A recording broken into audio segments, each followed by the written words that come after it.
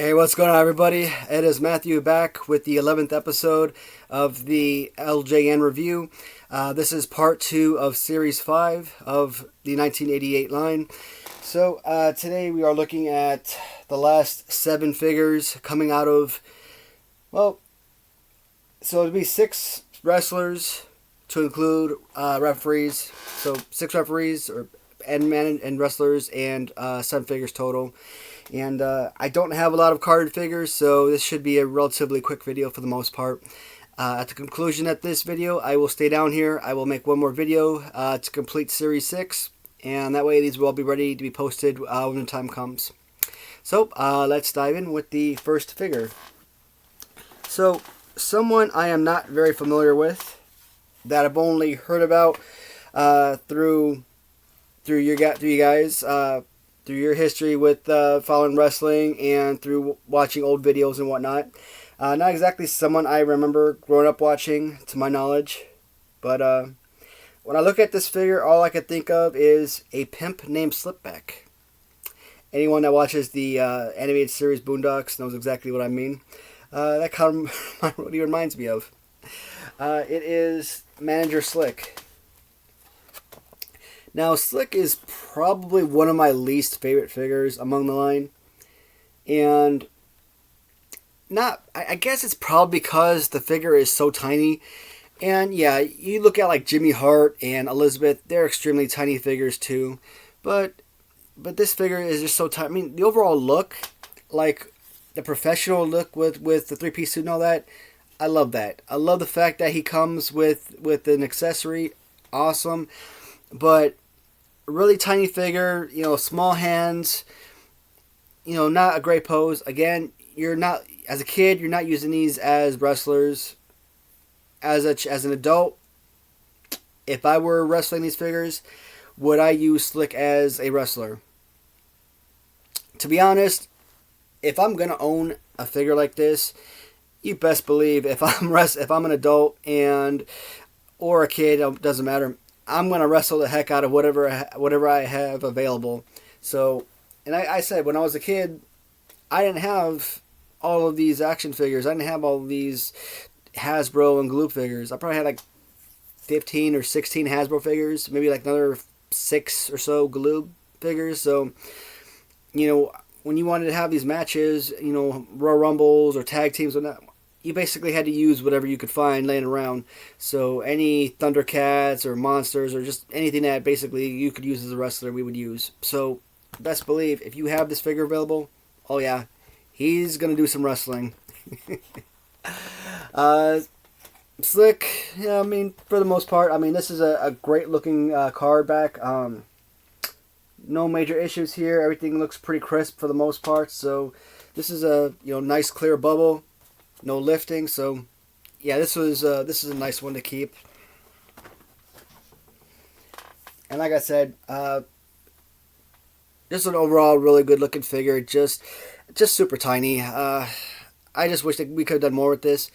As I mentioned in the previous video, a lot of your Series 5 figures, they didn't use flesh tone, your little peach skin tone and whatnot, with the figures, so when you created the figure, they basically used rubber molded after the color of the overall figure.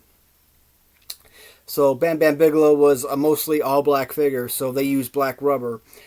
Honky Tonk Man, a mostly, blue figure, so what's going to happen? He's going to have blue fade through the skin. Slick as an example, he's a mostly gray figure. So what's going to happen with the rubber when you're dropping him or playing with him and whatnot? Over time, as you're getting, trying to find the right way to say this, when you're, man, I lost my train of thought. Anyways, when you're exposed to the elements is what I'm trying to get to. Eventually, you are going to see a lot of fading in the paint scheme of the figures. So with the Slick figure in particular, when it comes to his face, his hands, his knuckles, and all that, you're always going to see like this little gray paint bleed through, and it sucks. It damages the figures. This one, for the most part, is pretty solid, and I think most of my collections pieces are not 100% mint, but a majority of the pieces are in really good shape for the most part. So, I mean, I have a number of good figures that I get and I resell them. And if I find one that's better than what I have on hand, yeah, I'll replace it. So this one's pretty solid, but that is something that's very common with Series 5. And yep, the Slick figure is no different. Another highlight piece for me, one that I was absolutely obsessed with getting, and it is One Man Gang. I was so nervous about this one. I won this one on auction. I think I got it for like purchase price of like $360. Generally, I'm thinking of a figure like this selling for like $600, $700, $800. And this is what I talk about. None of the figures really, bar maybe a few of them. I had to pee up on a few of the figures, definitely, but for a good chunk of these, I got them for a relatively respectable price, considering what they normally sell for, what you see them sell for, what people price them for, I should say, because I can go on somebody's listing and they could have this listed for $2,000. That doesn't necessarily mean it sells for $2,000. It just means that's what somebody's selling it for. You could have 10 people sell it on their site for $2,000, and it could sit there for years because nobody wants to pay that. And all 10 people can put it on auction, and each time those auctions might have it sell for around $300 to $400. So that could be the value of the figure. But I kind of view this as like a $600 to $800 figure, and I got it for less than $400, so I was ecstatic about that. And I bought it, and I waited.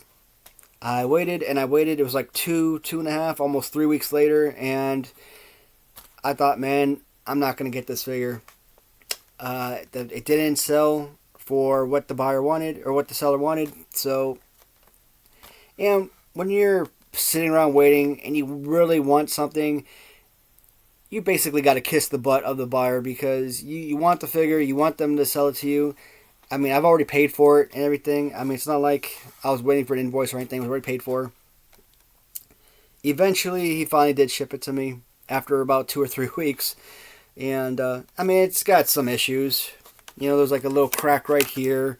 You see the crack right here. I mean, I don't know if that was... I can't remember if that's how I received it or if that's how it happened as I've had it over these months. But, there's some damage up here by the elbow.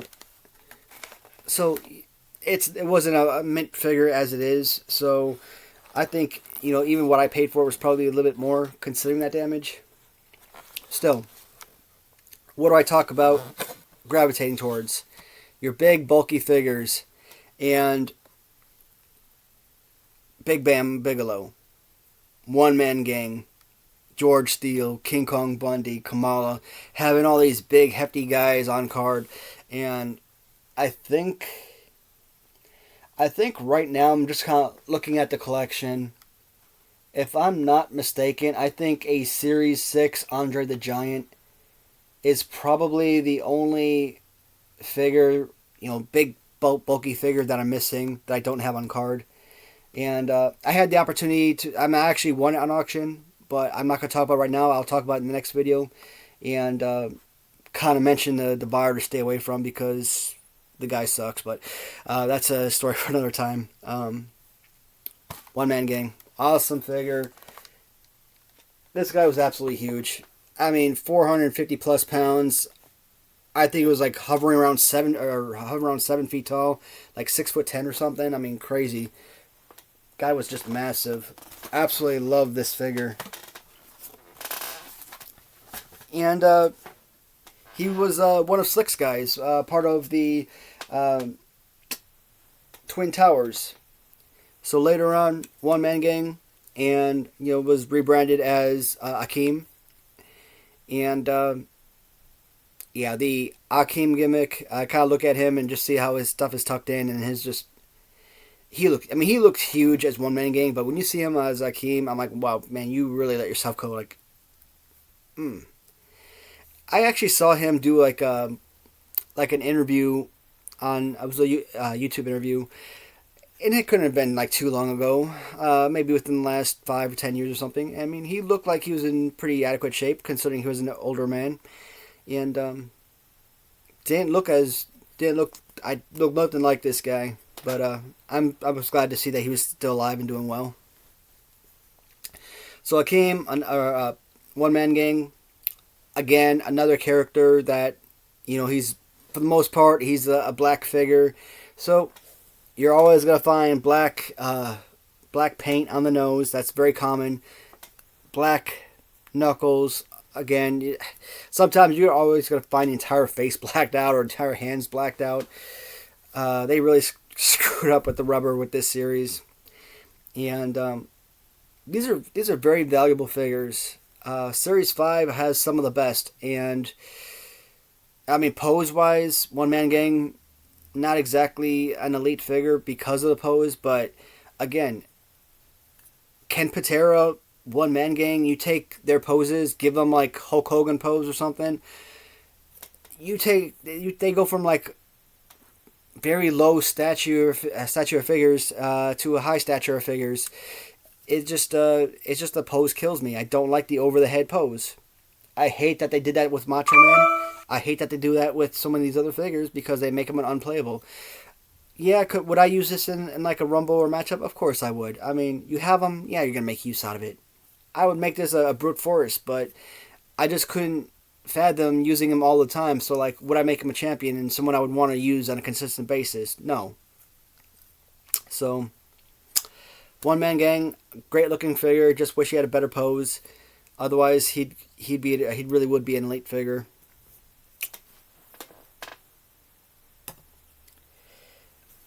Now, I was disappointed because I missed out a couple weeks ago on the.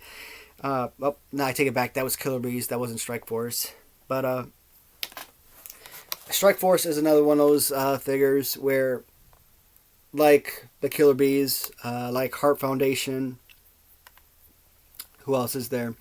Heart Foundation, Killer Bees, the British Bulldogs. Let me see. I gotta look at the wall because I'm missing someone. So of course we know about Hogan and Hillbilly Jim. We know about Nikolai Volkov and the Iron Sheik. So that's 2. We know about Brutus Beefcake and Greg Valentine, the Dream Team. So that's 3. And then the British Bulldogs are 4. Killer Bees 5. Heart Foundation 6. And then Strike Force is 7. So 7 figures or 7 tag teams where they were both on single card or they came on double card or double package. A Rick Martel on single card, you're probably looking at about $1,000 figure. It is such a rarity to come across this. This one is actually beat the hell. This one, I got this one for, I keep saying $100, but I think I think at the end of the auction, they ran me up like crazy, and I think I ended up paying like 200 and something, like 210 or something like that, $200. The only reason I got this figure for as low as I did is because the bubble was completely removed from the package. I don't remember if this even had a poster included or not. When you're looking at the package, all you're seeing is poster cover anyway, so you're not even seeing the poster. So, when I tape it up, put it in my, who's really gonna know the difference? But Rick Martin, again, it's just mostly to have something on the shelf and something that I can make something I can have when I make these videos. Rick Martel, one of the best figures from the LJN line. And I keep talking about this figure all the time when I talk about my most coveted figures. When I originally had my figures displayed on that, DVD shelf, I had them, sitting on there like a book, you should look at them sideways. And Strikeforce, of course, was Series 5, so they're way on the bottom. And I kept looking at Strikeforce, but I kept seeing Tito Santana, so I kept overlooking Rick Martel. So Rick Martel should have been like my 11th, 12th, maybe 13th favorite LJN figure of all time. And I skipped him, and he's not even on my top 20 list. So when I go back into my favorite LJNs, 21 through 30, I'm going to have to put him on that list. But he really is a top 20 figure, and technically he should be like a top 13 figure. Would I displace? I think I had Billy Jack Haynes at number 11. I might put him at number 11, Billy Jack Haynes from 11 to 12, etc., and just bump everybody else backwards. But Rick Martel, it's just crazy to think that this figure is really that expensive, that it's really that rare. I have my, what is it? Is it, who is it? 123 Kid. So from the Raider Nation, they took a Rick Martel figure and created the 123 Kid, which is super freaking awesome. And that's what I love about the Raider Nation, is because a lot of people, they're going to take your Series 1 figures, your really affordable and very common figures to customize. Raider Nation takes the most expensive figures out there, like Harley Race and Rick Martel and who else? Coco Beware, Honky Tonk Man, Billy Jack Haynes. We're talking figures that cost like $60, $70, $80 a piece, and that's in like pretty beat up condition. And they use those figures to customize, and they don't really sell the figures for like a massive price. Like you would think that a Rick Martel figure by himself is like a $50 to $100 figure, and then the customization of a 123 Kid, maybe they'd sell it for like $150, $175, $200. You probably got that figure for like $75 to $100. So it was awesome to be able to pick that up, 123 Kid, which I really coveted, and they used a great figure to mold in its place. And 123 Kid, and the Rick Martel actually made a really solid counterpiece for that 123 Kid. They look very similar. Beautiful figure. I absolutely love this. A very simple figure with all white, but with the lightning bolts,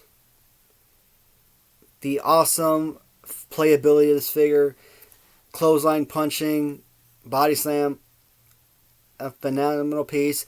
100% better than what you get from his tag team partner. That is the Rick Martel Strikeforce, and yeah, I am looking forward to actually doing my next countdown, continuing that list of my favorite LJNs in order, because that is a good one. So that's it for carded figure. Nope, I take it back. I do have one more. So the next person from Strikeforce is Tito Santana. And I gotta look at the board because they look the same to me. Maybe his left arm is out a little bit more. So the Strikeforce Tito Santana and the purple Tito Santana from Series 3, pretty much the exact same figure. All they did was change the purple to white, and then they changed the black boots to white. Of course, added the Strikeforce lightning bolts and everything. So the arm positioning, I think the right arm is the same, but the left arm is either the same or it's outward just a shade more than the purple version. But even if that's true and it is outward a little bit more, it's a very slight change. To me, it doesn't matter if you're looking at white Tito Santana or purple Tito Santana. I think the Tito Santana figure is arguably one of the worst figures of the entire LJN line. I think anyone that says that Tito Santana is a good figure, I would argue that they were wrong. It's just not, in my opinion, it's just not a good figure. And look is terrible. He's excessively thin. It's just, as far as playability, with the arms stretched out way, like, it's just not a fun figure to use. I mean, I just could not enjoy using this figure at all. As far as, having like tag team matches and, tag team championship matches, I would not want this guy or Strikeforce to ever be tag team champions because I wouldn't ever want to use this guy on a consistent basis.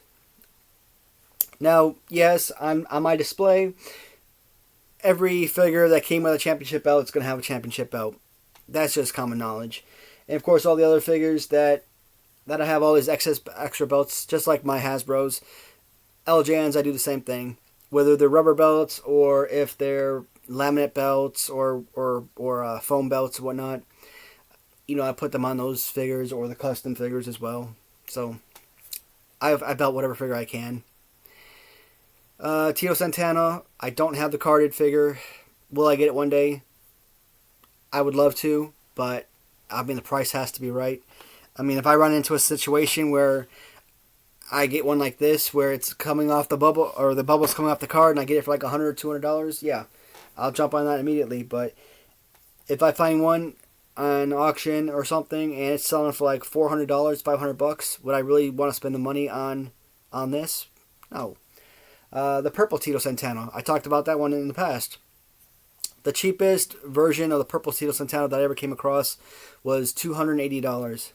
And I'm like, look, that's almost $300. With shipping and taxes, you're paying $325 at least. That figure to me is not worth it.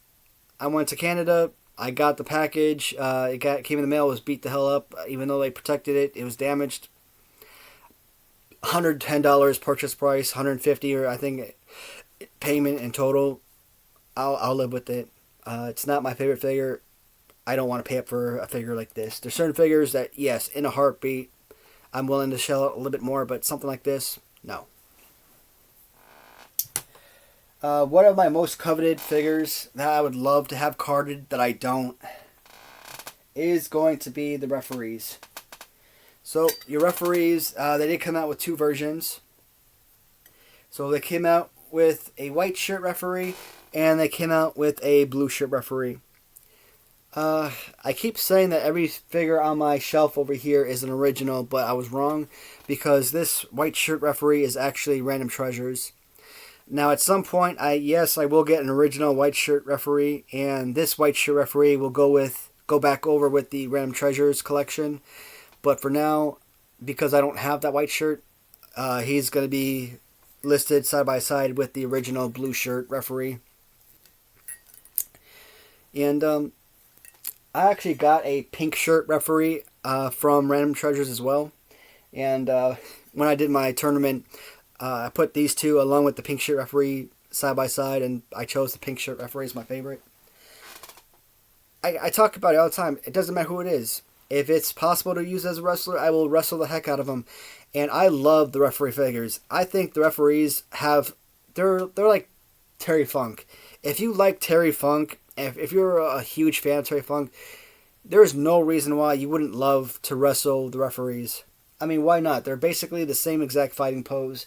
In fact, the referee I like better because at least their arms aren't extended as far back as Terry Funk, So, yeah, I would wrestle these guys, and I would wrestle the heck out of them. You could call them, make that kind of like their gimmick, the referee, without actually being the referee or something. So I think that this is really fun. Overall, great look. Don't know if these are necessarily molded after anyone particular. Some of the theories are Earl Hebner or his twin brother. With a white shirt and a blue shirt, that's very possible because you got the Hebner twins. Other people just think it's just a generic looking figure, generic looking character. But me personally, I like to think of them as the Hebners. Not too much to say about them. Got those stupid pointer fingers, which I hate. It's not something that I want to pull my hair out every time I see it or anything like that. It's just when you see that, you just see the pointer finger missing on so many figures, so it just kind of gets to you. That is the referees. Now, the final figure from Series 5. This is going to conclude the 1988 run. The last one features the $1 Million Man, Ted DiBiase. This one I actually bought from Mercari, and I'm wondering if this is my first Mercari purchase. If not my very first, I've only purchased a few items from them, so uh, I don't remember where I got this, but what I love about this is it actually is signed by Ted DiBiase, so that's pretty amazing. But oddly enough, I actually have several items signed by Ted DiBiase. I mean, I've never gone to any kind of convention or anything like that. That's not my scene. I mean, maybe if I knew about something that was local, is it possible? Sure, why not? I mean, I would love to, but I've never been to any type of convention. Everything I get, I buy off eBay essentially, or I started buying a few items off Mercari, but uh, yeah, I've got a few items signed by Ted DiBiase. I'm just kind of looking around. There's like this championship belt. I think it's made by Jack's Classic Superstar or Jack's Pacific Classic Superstars. So you got like a championship belt on the left hand side, and then on the right hand side you got like this white suited $1 Million Man action figure, and he's got that figure signed. And I think I have other. I think I have an actual Jack's Classic Superstar Ted DiBiase signed as well. Other than that one, but I'm pretty sure I have more than just one or two signed figures. I feel like I get more Ted DiBiase signatures than anything else. This one I think I got for like $500 or something, and the only reason I got this for as low as I did, and this one would probably sell for like $800. The fact that it's signed and says 2003. I don't know if that's when it was signed or if that's Hall of Fame 2003 or something. I think the signature obviously brings a whole lot more value to the card, but because there's a few damages, like a little bit of cracks in the bubble, that brought down the value of the figure. So, but again, you're looking at it on the shelf. Who's gonna know the difference? It's just something to put up, and I'm glad I purchased this. It was a great purchase, great buy, and like many of the carded figures I buy, I might pay up $400, $500 for something, and then within like a week or two, I find an auction where someone's selling the exact same figure, and it might sell for like $200 or $300. Am I mad about the one I just bought? Probably not, because maybe the one I bought was in better shape, or like I said, the signature to me holds a lot of value. So with the $1 Million Man, again, a mostly black suited figure, so that means he's going to have a lot of black paint bleed around his knuckles and face, just like so many of the other figures. I really don't notice a lot of paint bleed on like Strike Force or the referees, or even the Hulk Hogan figures. I really don't notice a lot of paint bleed on those characters. Jim Duggan, I don't really notice. I mean, you might see paint loss, but you won't see like paint bleed through the figure, like like a lot of black through Bam Bam or One Man Gang or the Ted DiBiase figures. With the red face of Demolition, Axe, you would think with the black of his vest and shorts and everything and trunks, he might be a mostly black figure that he would have black paint, but you see paint loss on the figures, but you don't really see paint bleed through the same way that you do these figures, so that's interesting. This one isn't perfect, of course. You get a little bit of paint bleed through the face and the knuckles. So, I mean, it's probably one of the better Ted DiBiase figures I've owned. I have several of them. I've sold a few here and there. The wad of cash in his hands, I kind of like that look. I guess some people would have preferred something where he's not holding money and where he'd be in like just simply trunks. Again, I always love the figures that have clothing. The clothing is just added design to the figures, and it's a figure. It's not going to get in the way. It doesn't really do anything to disparage playability or anything like that. So it's still a playable figure. Not the best pose, but it's serviceable. You can still get a lot of enjoyment as a kid or as an adult. Anyone that wants to wrestle these. If I wanted to have a match right now, I would use the heck out of this. This is a fantastic piece and one of my favorites. I don't know if I would put him on the top 30 or anything like that, but I still love the Ted DiBiase action figure nonetheless. Yep. And of course, you know, Ted DiBiase growing up was probably my all-time favorite bad guy, anyways. So he's just an amazing character. All right, so today is Tuesday, April the 11th. I've just made 2 videos today. I'm going to stay down here. We'll make one last video for the Series 6 review, and that will close out all of the LJN reviews. And from there on out, the plan is to start continuing working on the poster review. I still want to work on the cello figures, the different monster reviews, and zombies, and what else is there? The mutants, stuff like that.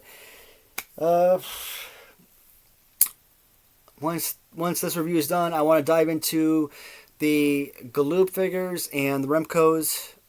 I don't have every single figure carded, and even with Remcos, I have a majority of them carded. I don't have a majority of them loose.